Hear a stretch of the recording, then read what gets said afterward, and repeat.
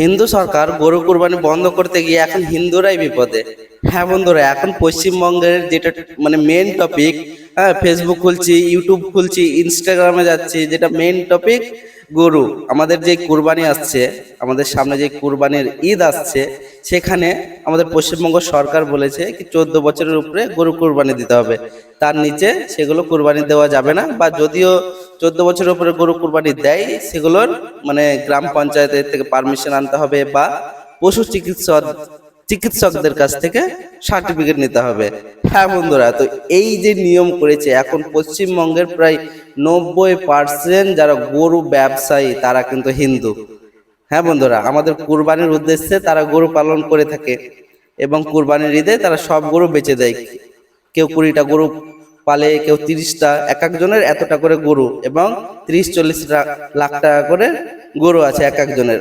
এবং 90% আমাদের ওয়েস্ট বেঙ্গলে, পশ্চিমবঙ্গতে এই হিন্দু ভাইরা কিন্তু আমাদের গরু পালন করে আমাদের এই ঈদ উপলক্ষে। কিন্তু এখন তো সরকার বলে দিয়েছে কি 14 বছরের উপরে গরু মানে জবাই করা যাবে না।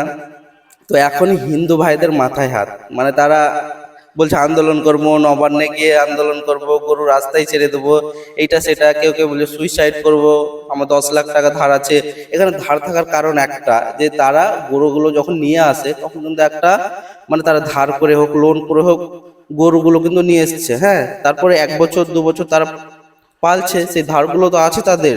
মানে গোটা বছরে তারা শেষ দিকে গরু বিক্রি করে তারা ধারগুলো মিটিয়ে দেয়, এবং যা লাভটা থাকে তারা তাদের বছরে সংসার চালায়। তারা আবার ওই টাকা থেকে গরু কিনে নিয়ে আসে, আবার সেই ঈদ ঈদ পর্যন্ত তারা গরু পালে, আবার সেই বিক্রি করে। এটা প্রসেস চলে আসছে। হ্যাঁ, তো এই বছর কিন্তু তাদের একটা বিপদ বলতে পারো। একটা গরিব মানুষের মাথায় যদি 10 লাখ টাকা দেনা থাকে, ধার থাকে, এবং সে যদি এই ঈদ উপলক্ষে সেই দেনাটা যদি মেটাতে পারে, তাহলে তাকে কি সেই সুযোগটা দেওয়া উচিত না?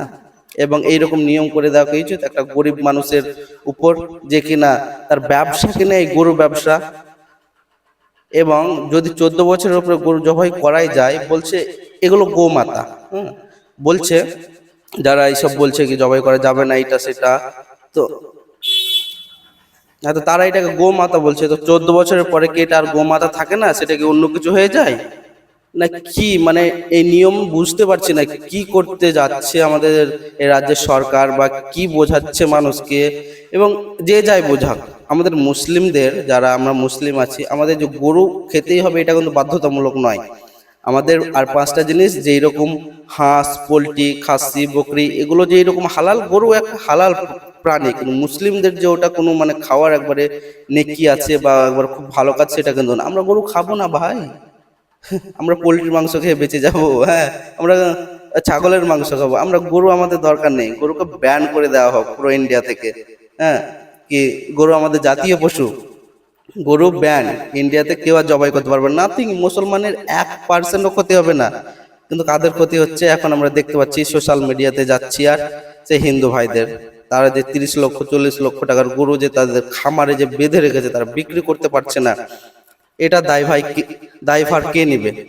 তো আমরা এই পশ্চিমবঙ্গ সরকারকে বলবো কি এত কিছু করার দরকার নেই। হ্যাঁ, সবাই খেটে খাওয়া মানুষ, এবং সবাইকে তার নিজের ব্যবসা করে খেটে খাওয়ার স্বাধীনতা আছে। তো এইসব বাধা নিষেধ বাদ দেন, আগে যেরকম নিয়ম ছিল সেই রকম করেন, হিন্দু ভাইদেরকেই বাঁচান। হ্যাঁ, তারা গরুগুলো বিক্রি করুক ঈদে, এবং আমাদের কোরবানিটা শান্তি শৃঙ্খলা ভাবে হোক, এটাই চাওয়া। তো ভিডিওটা ভালো লাগলে লাইক করে, এবং দেখা হচ্ছে পরের অন্য কোনো মেন টপিকে।